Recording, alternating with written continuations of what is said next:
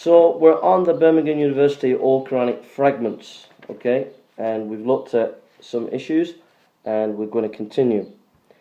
The J. Smith article. He says, in fact, the entire tone of this article is one of advocacy, as if those who looked after the Quranic manuscripts were wooing the Muslim community, especially those living in Birmingham.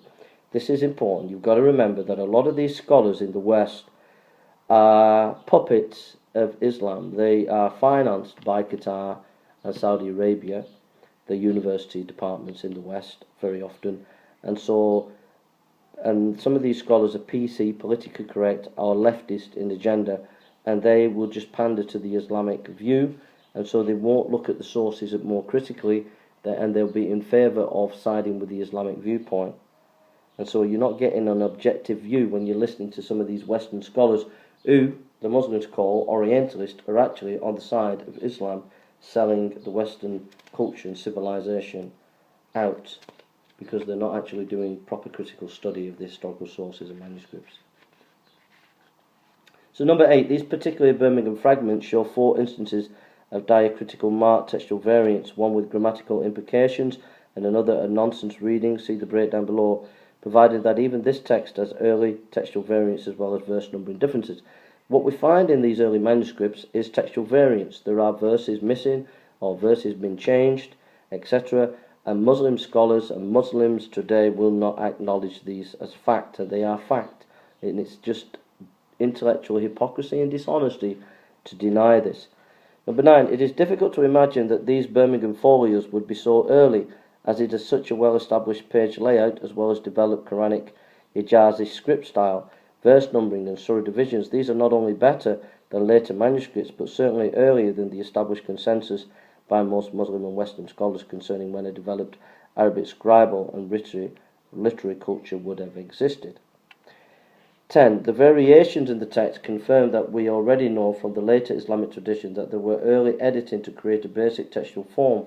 Dr. Brubaker's thesis last year also proved this, as he found 800 of these corrections in the 10 larger Qurans he looked at, most of which were dated from the later 8th to 9th centuries, proving that these variations and corrections continue for another 20 years. So yeah, the formation of this Quran, the Birmingham Quran, seems to be the way it was formed, the chapter headings and the way the writing seems to actually say that it's not an early Quran but a later Quran. So you have the dating that seems to push back this Quran as being before Muhammad, but then you have the way it's laid out and written as if it's a later Quran. And I think the problem here is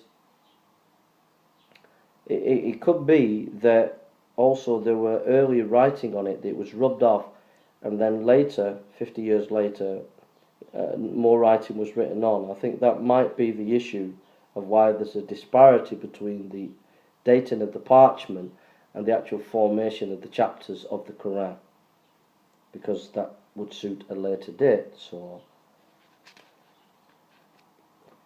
it is difficult to imagine these Birmingham folios would be so early, etc.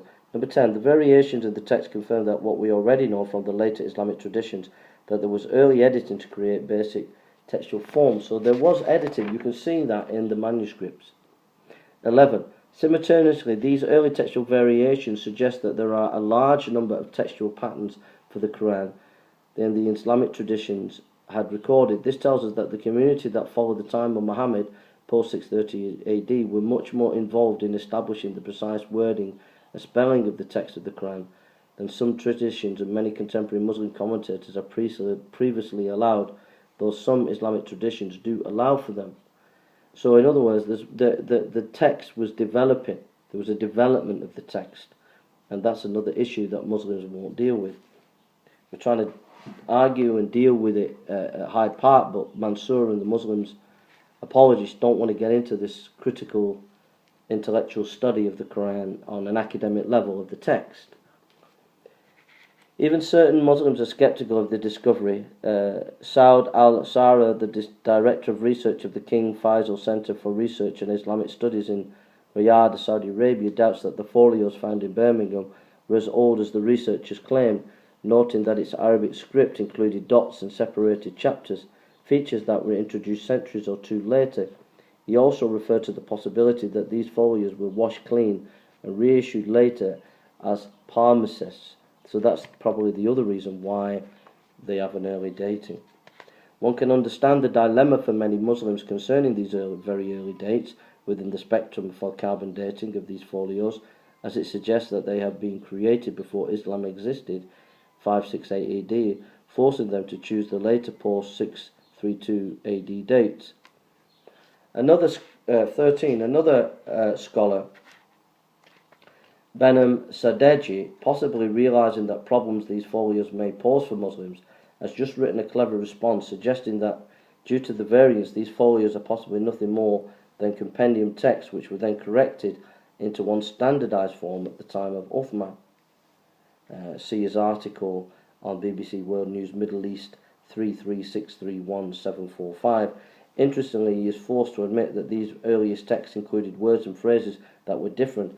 These differences sometimes affect the meaning, though he suggests they didn't change the tenor of the Quran. Not too many Muslims will appreciate such a public admission. So even here, a Muslim scholars admitting that there were words and phrases that are not the same in other manuscripts. 14. Overall, these radiocarbon dates are not the last word in dating these early Quranic folios. They are a new tool. As such, it will take time to discover their full accuracy and potential. They are a significant tool, however, and their use should be welcomed as one of many methods for discerning the likely age of the manuscript. The traditional method of script analysis, art analysis, analysis of the form of the manuscript in all of its physical aspects may need some revision, but they have served well and they will not be easily overthrown by a single scientific test. They will continue to be essential for gaining a complete and accurate understanding of the date of these manuscripts. So there, we have to be cautious in our statements.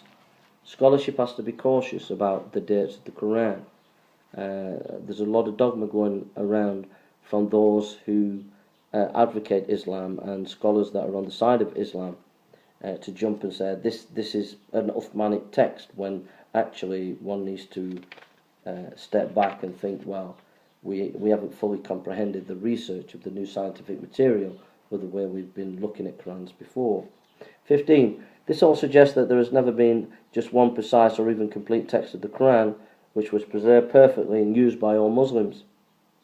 Even today, it looks like those folios, whatever their final dates, belong to a school of textual variants referred to in later tradition, and may belong to a large manuscript, one that was then standardized into one final canonized text at some later date.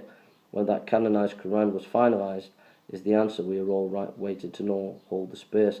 I think from my observation, from my looking at the Sana manuscript and other manuscripts, the impression that I'm getting from Islamic history, and trying to find a few nuggets from that, is the Quran, the form of the Quran was a bit of an accident. That the political powers that be of the time needed a book in order to assert their expansionist agenda and authority in other cultures where they'd taken over militarily. They needed a book because the Jews had a book, the Christians had a book, and others had a book. So they needed a book. So they borrowed from sources outside. They maybe took a few bits from Muhammad, and then they put other sources together. And over time, various caliphs edited and shaped the text and controlled the text and produced what we have today. That is what I see looking at the evidence and studying the sources. So here are some of the Birmingham manuscript pieces here. So the top and bottom of it is, what do we learn from all this, and how does this help us apologetically? Well, when Muslims say that they have all Qurans and it's been verified that the Quran is the word of God, they're not really being intellectually honest with the scholarship. That we have to be cautious with the dates, but even if we go with the dates, they actually contradict Islam, because some of the manuscripts are dated before Muhammad. So that's being honest. Secondly, there's a strong possibility that these early manuscripts before Muhammad were actually sources borrowed from other ancient texts like the Bible, the Talmud, Hindu scriptures, etc. Thirdly, we must be careful with the Muslim scholars and Western scholars are influenced by the political leftist political correct brigade who namby-pamby and want to please Islam will not be critical of the historical material and the text that they're looking at. And fourthly, as we look at these ancient manuscripts like this Birmingham folio and Sana manuscript, we can clearly see that the text is developed, that there are textual variants and verses missing, and textual variants have been a shaping and a doctrine of the text. As we look at ultraviolet light and we look at under and we see that there have been other texts underneath and that these texts are not the same as the text above, we can see that the Quran has actually changed over time and there has been a political development. I hope that's been a help to you. God bless.